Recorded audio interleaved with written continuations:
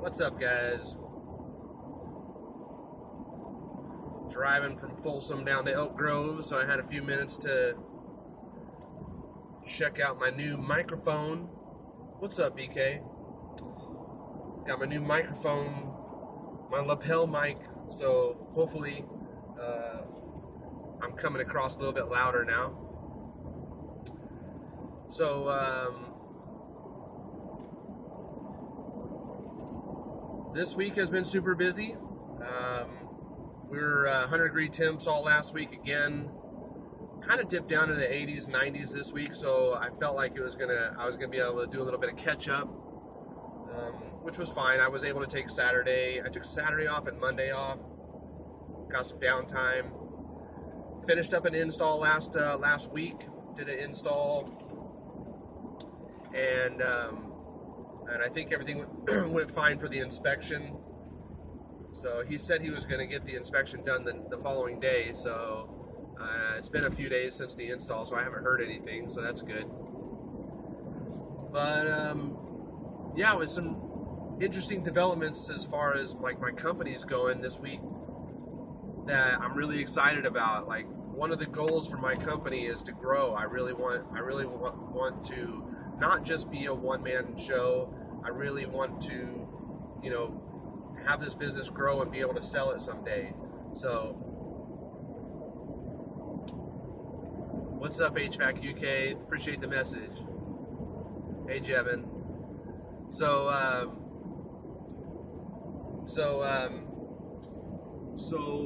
I hired a guy hourly last week, and I had him help me on my install, and you can just kind of tell right away this guy is I don't know, he's just not into it. He's kind of goofy and aloof, whereas I feel like I'm pretty focused and I just want to get in, get my install done, get out. I don't mind cracking up and telling jokes and all that stuff as well, but I don't need to be doing it all the time. And sarcasm and all that stuff is great, it's fine, it's funny, but when it's every word out of your mouth, it's a little annoying. So he didn't make it very long with me. I basically kept him around for kept him on for the 2 days of the install, and then I hired him, just paying him hourly to come basically ride around with me because he's a maintenance tech, and I need a service tech, so I was going to try and train him up. So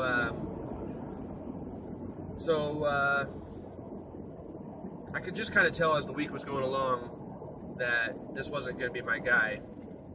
So I've been feeding him excuses as to why I can't have him tagging along this week. I just kind of let him know that the work has been slow. So I lied to him. I just would rather him stay at home. So on the other side, though, on the bright side of that, I have a guy that I'm actually willing to like pay him a salary. I'm actually going to pay him a salary to be my service manager. I can't really pay a service technician salary, but I can pay a manager. So and a manager can still go out there and do calls and stuff like that and still help me out with stuff. So the strategy behind that is that I need to keep this guy when things slow down. When things slow down and I can't find work for him, then I need to still be able to keep him on. And instead of paying him hourly, I would rather pay him a salary. I'm still going to give him 6% on any jobs that he sells, any install jobs that he sells. I'll give him 6%. We also have add-ons like condensate safety switches, compressor start kits, P-trap blowouts, gas sediment traps, all that kind of stuff. And so we have like spiffs for that, usually around $20 for stuff like that. If you'll add those onto systems, because I personally believe that kind of stuff will really help systems out. So we both used to work together at the same company. He likes me, I like him, I know him. He's a good hard worker, and he listens, and he wants to be a service tech. He has a family also. So I feel like he's going to stick around. I'm willing to pay a guy like that to stick around for me. And if I go in the hole, for, paying him salary, fine. But I guarantee you, it's not going to happen. We've already hit big numbers for this year, and I'm really impressed with how much all the hard work is starting to pay off. So we're going to get that guy hired, and I have a feeling he's going to stick with me for a while, because I'm going to set it up so that the pressure is off of him. All I need him to do is just come to work and work when I need him, and he will. I know that guy. He will do it. He's got a family, and he needs to provide. So that's the exciting news with that. Hey, Mike, how you doing? Appreciate you guys watching. So just running some calls today. First call, I went and replaced some PVC. There was I went there a couple days ago, and a rat had chewed a hole in the top of the PVC line up in the attic, and which is not a big deal that the hole was on top, right? Because it shouldn't be filling up.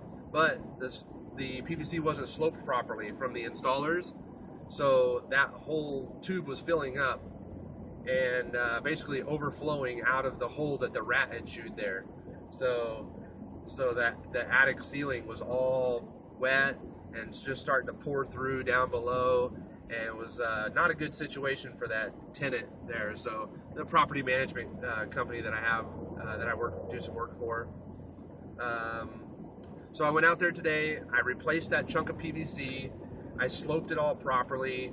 I actually got really good video of it, so I'm going to release that video here pretty soon. So I'm looking forward to that. Second call I went out to today was a compressor on a 28-year-old train would just not start up. So I checked everything. I checked the amp draws as it was starting up, and it was amping up to like 78, 80 amps, and then it would just stop. So it seemed kind of stuck to me. So I went ahead and I put a compressor start kit on there,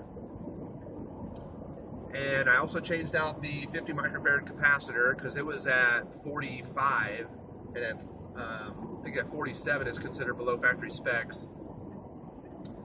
And the fan capacitor was also below factory specs. So I went ahead and replaced all that stuff with the hopes that we could at least get the compressor started up. And the compressor did start up. So, hey, lo and behold. And it's got a 15 RLA, and it was running at around 9.5. So, hey, the thing started up, it's running fine. Went inside. Basically, the suction line was starting to freeze up after that. It was starting to frost up quite a bit.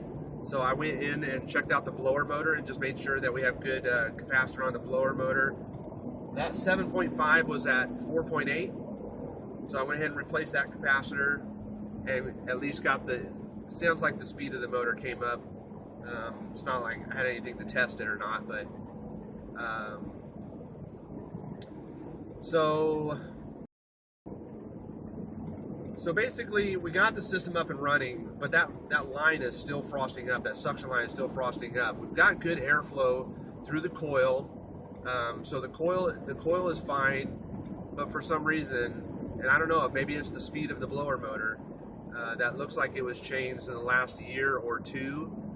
But yeah, anyways, that compressor is that system is still frosting up. So 28-year-old system. He's like, well, like basically just starts, change the conversation from repair to replace. I told him, hey, you can run this system for 10, 15 minutes. You come over here and you can look at this suction line. If it's frosting up, then you got to shut it. You're gonna probably have to shut it down for a little bit. But at least on these 100-degree days, we can at least keep you cool on emergency mode, but nothing that's dependable. So I feel like this compressor may be having some issues that's not allowing it to perform completely up to spec. So he just kind of got tired of, the bill got up to, almost $1,000. We were up to about $700 in capacitors and start capacitors and this and that.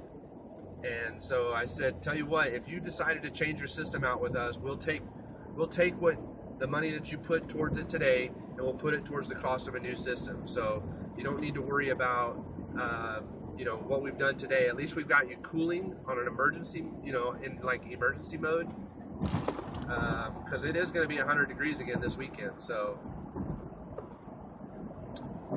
he sounded very appreciative about that. He's like, hey, I appreciate you getting me up and going.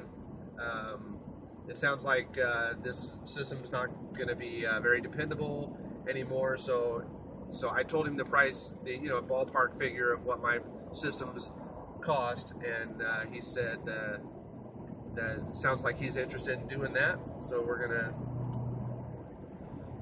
probably be out in the next couple weeks.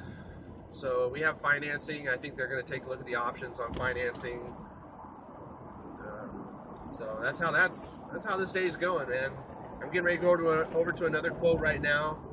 I also had another, I think it was a 23-year-old train, and it's just that compressor is completely seized up. It will not run. So instead of adding or paying $2,000 for a new compressor, he's interested in just changing out the system. So I think he likes me. I think he likes our company. And I think he likes our prices. So sounds like, things are going good for us, man. Yeah, I got some thumbs up. So on the other side, I had a repair the other day I did. We replaced a condenser fan motor on a 17-year-old York. It's the manufacturer grade York that the builders put in. So, those they're not great machines. They work. I mean, mine's still 17, but I've had to change the compressor out of it already. But this guy, I changed his condenser fan motor, and he was up and running for a few days, and everything was cooling just fine. And now he says his compressor sounds like a bear. I'm like, oh, okay, so it's not like screeching. It's not making like a high screeching noise. He's like, no, it sounds like a bear. I'm like, I've never heard of that description. I didn't say that to him, but I just hadn't heard of that description before. So I would like to hear that, and I would like to hear what's going on with that system. But he says it's not cooling anymore. So I know I put the right speed of fan motor in, and I know everything was working for at least a week. So that's what's going on. I got some other stuff lined up as the week goes along, but I will fill you guys in on that as the week goes.